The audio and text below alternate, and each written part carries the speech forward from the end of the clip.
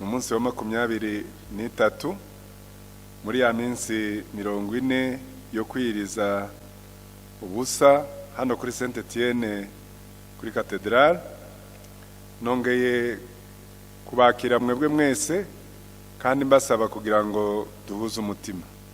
Je nitwa Runezerwa Diaro, umupastori hano kuri Saint Etienne, kandi turabizi yuko Imana yaduhaye uyu mwanya kugira ngo ariho duhuriza ubutumwa bwacu kugira ngo igihe cyose nk'iki turi imbere y'Imana. Uyu munsi rero ijambo dufite ni ijambo rivuga ngo uburyo dukura. Muri cya gitabo ubuzima bufite intego, Rick Warren yagiye atwereka ukuntu ibi bice byose bigenda bikurikirana. Uyu munsi rero tukaba tugeze kuri iri jambo kandi aryo tugiye kuganiraho, ariko Paulo ahugura abakristo muri Efeso abakangurira kugira ngo gukura, kugira ngo bakomeze ntibakomeze kuba abana mu byizerwa, birinde kubibayobya kandi barebe n'inyigisho bahura nazo kizo duhura nazo muri iki gihe, kugira ngo tuba abakristo bakuze mu gakiza. Mu butumwa bwiza bwa Luka haranditse ngo Yesu akomeza kugwiza ubwenge abyiruka ashimwa n'Imana. Byerekana ko Yesu yari Imana, kandi mu gihe yakuraga ngo yakomeje kugwiza ubwenge kandi ashimwa n'Imana.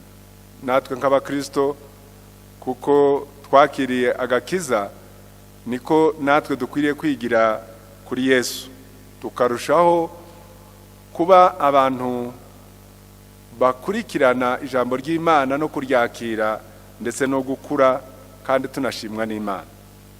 Mu rwandiko rw'Abaefeso Paulo yongeye kwandika aravuga ngo kugeza ubwo tuzasohora kuba abantu bashitse bageze ku rugero rw'igihagararo ca Kristo. Twigana gukura kwa Kristo, twigana inzira Yesu yaciyemwo kugira ngo natwe turusheho gukura. Izo ni imfatiro z'ijambo ry'Imana dufatiraho kugira ngo turusheho kwigana Yesu. Mu butumwa bwiza bwa Luka igice cya 6 umurongo wa 40 haravuga ngo umwigisha wese iyo atunganye rwose amera nk'umwigisha we. Iyo umwigishwa yigishwa neza, nawe iyo amaze gukura amera nk'umwigishwa we, kumwigisha wiwe wamwigishije. Reka rero tuje ku ijambo rya mbere. Imana ishaka ko dukura, twebwe nk'abakristo tugakura uko twatangiye twakira agakiza, tukarushaho kuja imbere. Rick Warren yerekana intego abakristo bakwiriye gukurikiza kugira ngo barusheho gukura, kugira ngo imyitwarire yabo ibe nk'iya Yesu. Ikibabaje rero nuko abakristo benshi bamara imyaka myinshi mu itorero, ariko kandi bagasaza badakuze, batabaye abantu bakuru, baterekanye gukura kwabo mu gakiza, bakarushaho kuba abana bato. Arongera kandi aravuga ngo benshi baragwingira ngo bagakomeza kuba abana mu mwuka, ngo bagasaza bacambaye za lenje cyangwa se imyambaro y'impinja. Ibyo birerekana rwose ko umuntu ashobora kuza akakubwira ngo amaze imyaka mu itorero kandi yamenye Imana, akavuga imyaka, ariko ugasanga imyitwarire yiwe, uko ateye, uko yitwara, nanone aracyari umwana. Hari impamvu zibitera nuko abantu batigeze bagambirira gukura. Abantu baraza mu itorero, bakinjira mu itorero, bakaribamwo kandi bakamaramwo imyaka, ariko ntibagambirire gukura. Gukura mu mwuka ntabwo byizana, birakorerwa, nuko dukwiriye kubikorera kandi tukareba icyo dukwiriye gukora kugira ngo twifuze gukura, titugume kuba abana. Umuntu araza akavuga ati narabatijwe kandi narakomejwe. Ibyo byose ni byiza, ariko kandi nta muntu ushobora gukura mu gakiza atabikoreye. Kigira kabiri, bisaba kubyitangira kandi ukanabitekerezaho, ugatekereza ubuzima bwawe, ugatekereza uko ukurikirana ubutumwa bwiza, uko usenga. Kandi mu kubikora ntabwo ubikora gusa ngo nuko uza mu materaniro, urabireba ukicara hasi ukiyumvira, ukareba uko ubayeho, hanyuma nuko ukurikirana ijambo ry'Imana. Ijambo rigira gatatu, kwifuza gukura ni ukwimenyereza gukura, ugashiramwo imbaraga kugira ngo ukure kandi tutezuke mu gukura, kuko hari abacika intege, hari abantu bumva ko bisa naho byagoye, ariko kandi gukura mu gakiza umenye kuko ari ukubikorera. Irindi jambo, gukura ugasa na Kristo, bitangira no gufata ibyemezo. Umuntu afata icyemezo. Gukura mu gakiza ni ugufata icyemezo, ukavuga ngo ibi ndabiretse, nagaza nkora ibi, ubu ndabiretse. Icyemezo cyawe, kwiyemeza kuba umwigishwa wa Kristo, ni ukwemera icyemezo wafashe kugira ngo ukigumemwo, kuko urashobora gufata icyemezo kandi mu buryo ugifata ejo ugasura ukagitezukaho. Ariko ijambo ry'Imana cyangwa se ibyo Rick Warren atwingingira muri iki gitabo riratwereka ko hariho inkurikizi, hariho consequence, hariho ibizo uzotakaza kugira ngo uzatanga ikiguzi, kugira ngo urusheho gukomera kubera ibyo byemezo uba wafashe. Ibyemezo ni kimwe gishobora guhindura ubuzima bwacu. Mu buzima bwacu ibyemezo dufata nabyo bituma ubuzima bwacu buhinduka, kuko mu kubaho kwacu kubujanye n'ibyemezo dufata.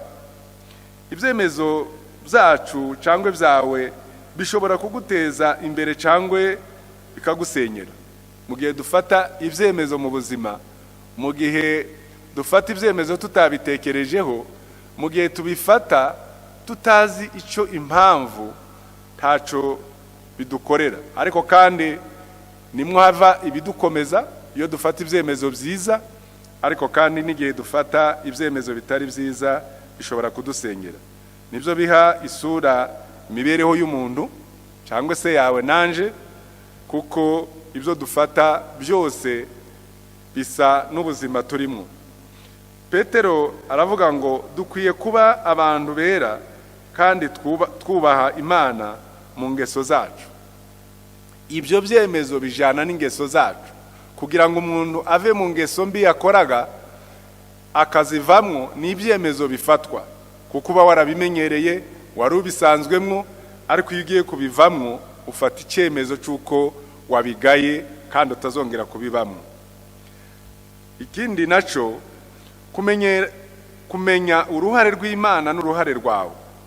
Hari uruhare rwawe akaba n'uruhare rw'Imana. Gusa na Kristo biva mu gufata ibyemezo nk'ibyo Kristo yafataga.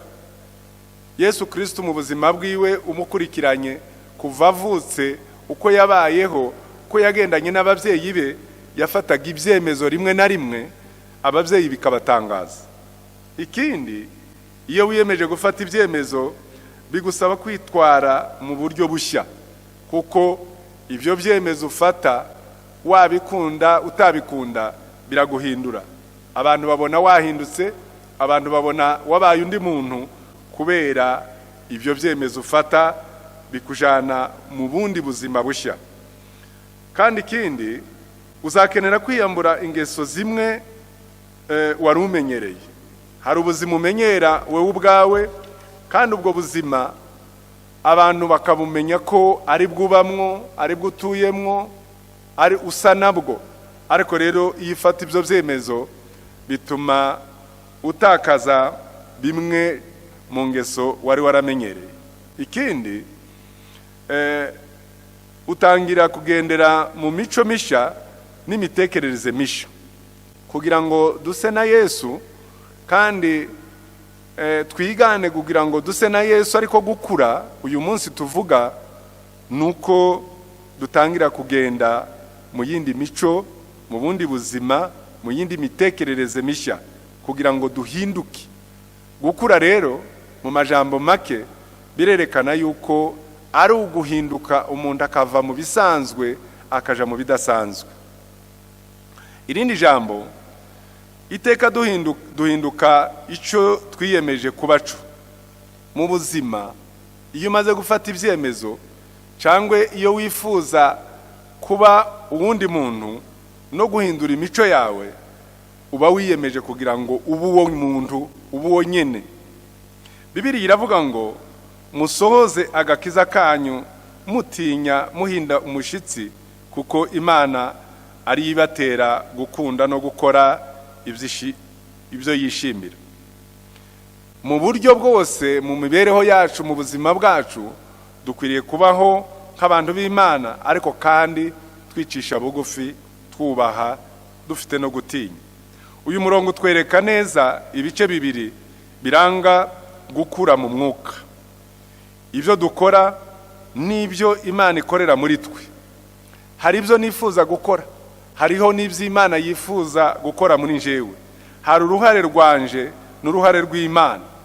Gukura mu mwuka, umwuka w'Imana akorana natwe, ntabwo akorera muri twe gusa, ariko akorana natwe, akaba ubuzima muri twebwe. Uyu murongo wandikiwe cyane abizera, ntabwo uvuga uburyo bwo gukizwa, ariko kandi twebwe nk'abantu bamenye Imana, basanzwe barayimenye, basanzwe mu itorero nk'abantu b'Imana, ndakangurira abakristo bacu kugira ngo bareke kugumaho bari, ariko kandi bakomeze gutera intambwe, ariko gukura. Irindi jambo, guhindura imitekerereze yacu bisaba iki? Ni ukwemera guhindura ubuzima bwawe, ukemera guhindura uko utekereza. Buri kintu cyose ukora kiba cyubakiye ku bitekerezo byawe kandi ibitekerezo ukora. Ubundi kandi imyitwarire ishingira ku bintu wemera, uko witwara, ibyo wemera, ibyo byose byerekana imyitwarire yawe n'ibyo utekereza. Kandi buri gikorwa kiva mu buryo ubona ibintu. Iby'Imana yahishuriye kera cyane yuko imyitwarire y'abantu babyandika, witondere cyane ibyo utekereza mu mutima wawe, kuko ubuzima bwawe buva mu bitekerezo byawe. Ikibazo cy'ukuri kiri muri wewe. Ibyo umuntu atekereza, uko witwara, ibyo byose Imana yarabihishuye, iranabyerekana, ariko kandi cyane nubwo wabihisha biri mu mutima wawe, abandi nabo babibonera mu myitwarire yawe no mu mitekerereze yawe. Bibiliya yavuga ngo mureke Imana ibahinduremo umuntu mushya, ihindura uburyo mutekereza mu mitima yacu. Ni ukurekera Imana ikaduhindura, kandi cyane igahindura ubugingo bwacu, kugira ngo imitekerereze yacu ihinduke. Intambwe zituma umuntu ahinduka mu mwuka ni ugutangira guhindura uburyo dutekereza, nk'uko maze kubivuga, uburyo tubayeho, kugira ngo dutangire gutekereza ukundi kundu gushya kudutegeka. Uburyo wumva naco ni ikindi kintu gituma umuntu ahinduka mu buzima bwacu. Uburyo twitwara nabyo byerekana abo turi, kuko igihe cyose twebwe nk'abantu uko twitwara nk'abakristo, nabyo byerekana abo turi. Pawulo we yaravuze ngo mugomba guhinduka bashya mu mwuka no mu bwenge bwanyu. Duhinduka bashya mu mwuka no mu bwenge bwacu. Twebwe twakiriye umwuka wera, dufite n'ubwenge Imana yaduhaye, ariko ibyo byose nibyo bihindura ingeso zacu, tugahinduka kugira ngo duse na Kristo. Ugomba gutekereza nka Kristo, ugatekereza nk'umuntu Imana yaremye, kugira ngo ashitse ibyo Imana ishaka ko wowe usohoza. Guhindura imitekerereze uba wihanye.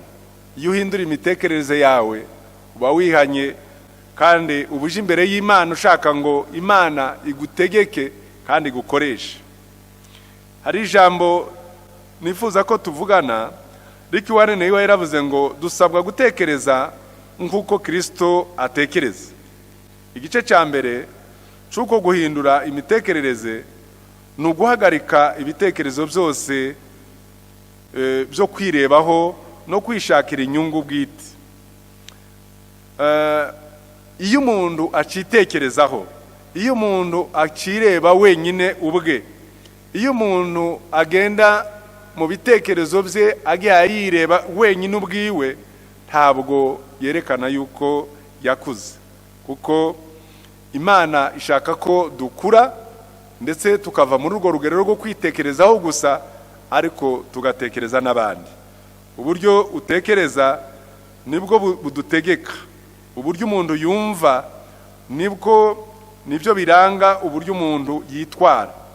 Bibiliya ivuga ko kwirebaho ariyo soko y'imyitwarire y'ibyaha. Ikindi naco, abakurikira ibya kamere by'umubiri bita ku byo kamere y'ibyaha ishaka muri bo. Intambwe ya kabiri ku muntu ushaka gutekereza nka Yesu ni ugutangira gutekereza ku bantu bakuru, ukita ku bandi aho kwita kuri wewe wenyine ubwawe.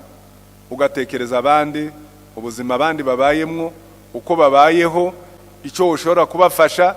Uko watekereza kose uba umaze kurenga ya ntambwe yo kutitekerezaho, ariko kandi ukagera ku rugero aho we ushobora gutekereza abandi n'ubuzima babayemwo.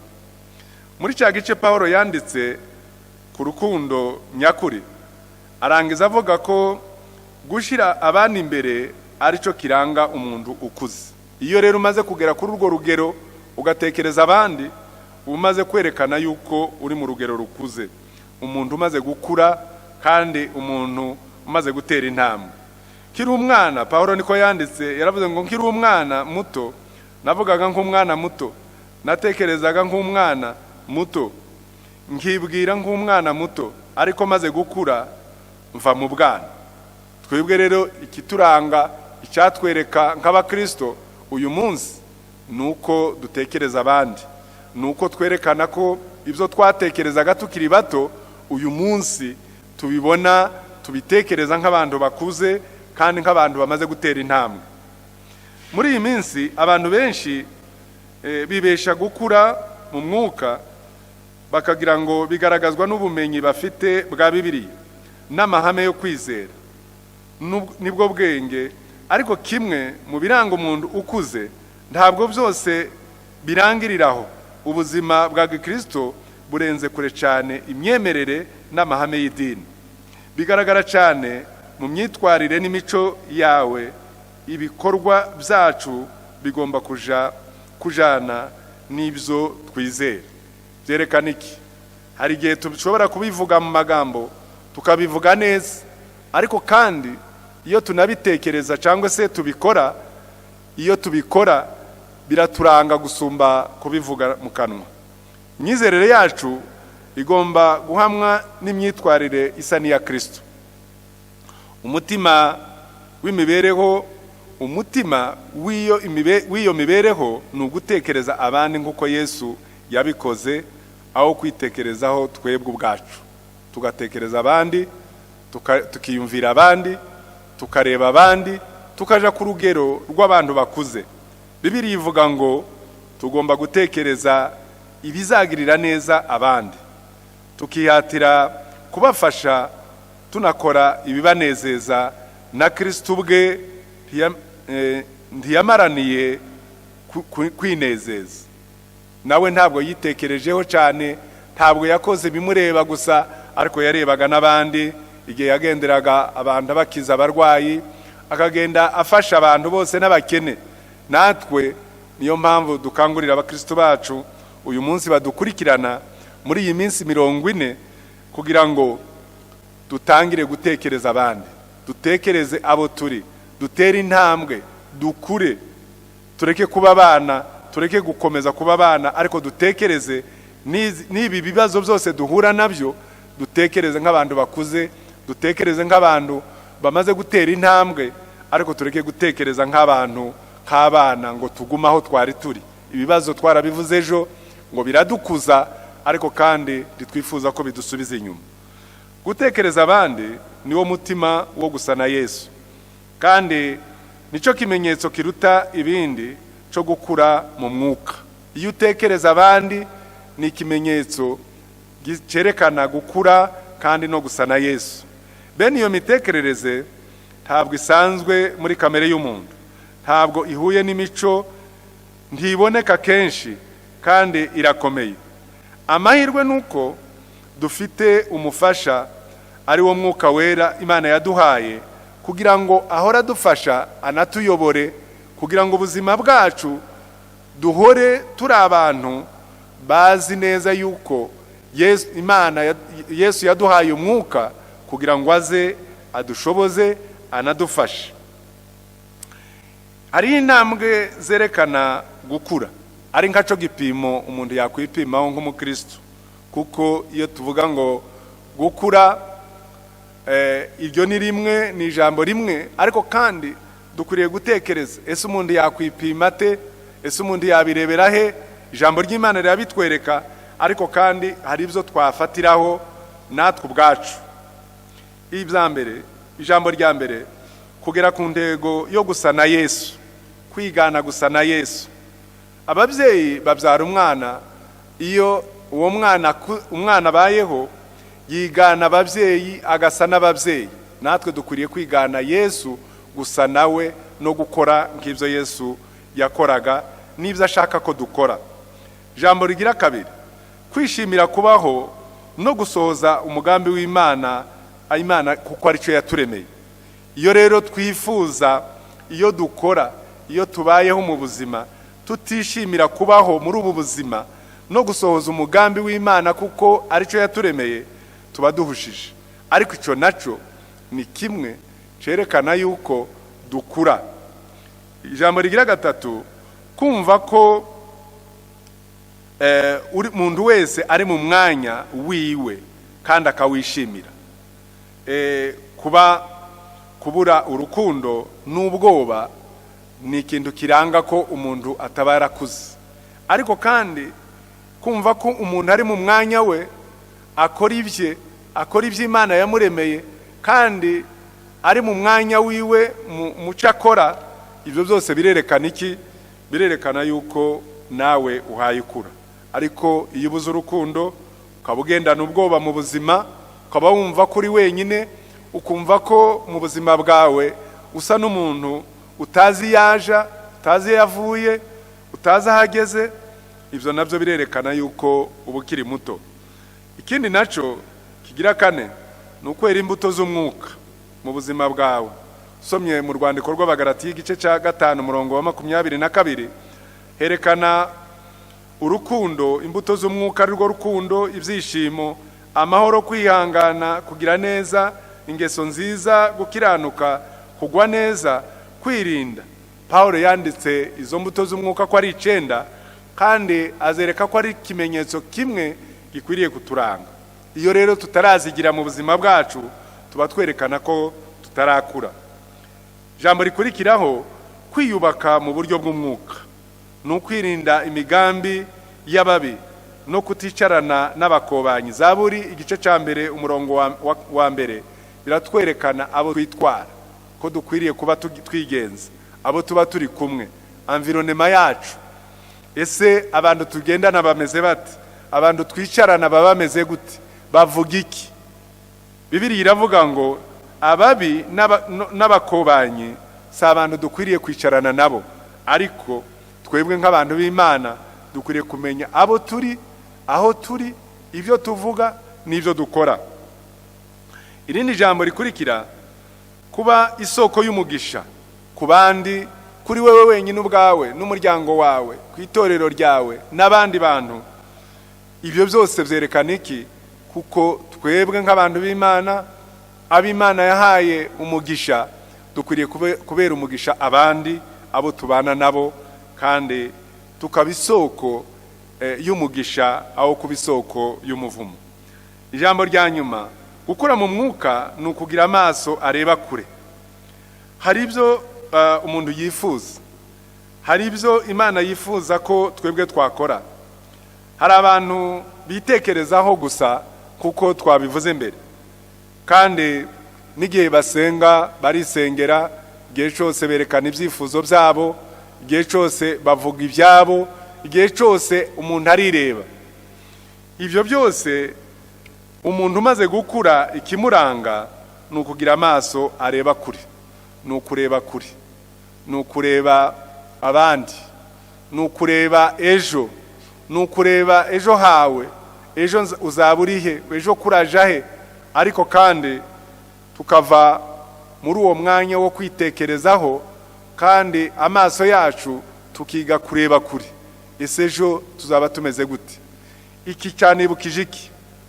Cyanibukije ibi bihe turimwo, cyanibukije ijambo ry'Imana. Igihe cyose duhura n'ijambo ry'Imana riratwereka nk'abakristo, ni twebwe, rya jambo rivuga ngo ni twebwe umunyu w'iyisi, ni twebwe dukwiriye gufata ibi byose birura bigahinduka bikaturyohera, kuko twebwe turi umunyu w'isi nk'abantu b'Imana. Niyo mpamvu iyo tureba kure, iyo duhabwa kugira ngo dukure, turebe kure, tuba tugiye kureba ejo. Ese ejo hazaba hameze gute? Ni twebwe dukwiriye kuja imbere y'Imana muri bino bihe bikomeye tugasenga Imana. Niyo mpamvu mbahamagarira kugira ngo twongere duhuze umutima, twongere duce bugufi, twongere twirebe muri kino gihe twakora iki nk'abakristo. Ese iyo abantu bagize ubwoba, iyo abantu batewe n'ubwoba, iyo tubona ibyorezo bitwugarije, twakora iki nk'abakristo? Ese duceceke? Ese nico gisubizo? Ariko ndabahamagarira kugira ngo duhuze imitima, dusenge Imana, dusengera igihugu, dusengera itorero, twisengera ubwacu kugira ngo Imana idufashe gusohoka muri bino bibazo turimwo. Ariko iyo tubivuga tukabireba gusa, tukabivuga nk'abandi, ya maso yacu ntabwo tuba tureba kure, ntabwo tumenya abo turi. Reka rero mbasabe duce bugufi, dusenga Imana. Mana, turi imbere yawe, turagushimira ko wongeye kuduheza uyu mwanya.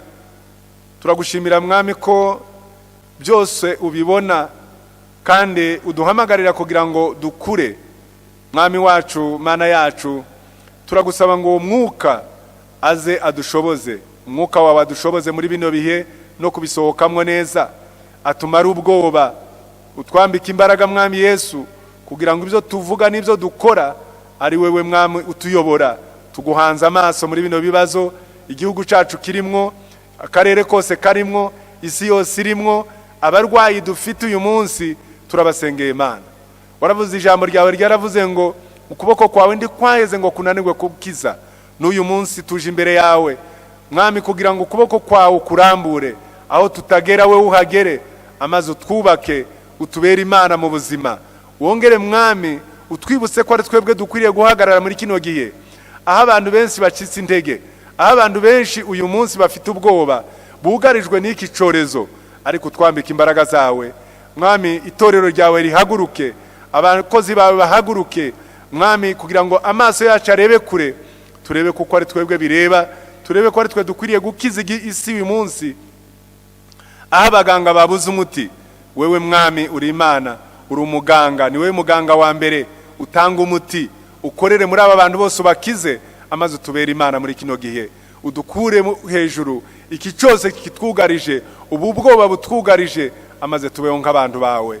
Turabigusabye, dusengeye abakristo bacu aho bari hose, uyu mwanya tudaterana, amaze Mwami usanga umuntu wese ahari, amaze umukoze ukuboko kwawe, umugisha wawe umubeho, ubwiza bwawe umubeho, amaze Mwami twumve gukiranuka kuva kuri wewe, amaze uduhumurize, ihumure riva kuri wewe rigere ku muntu wese. Turabigusabye ku bwa Yesu Kristo Mwami wacu, amen. Imana ibagirire neza. amen.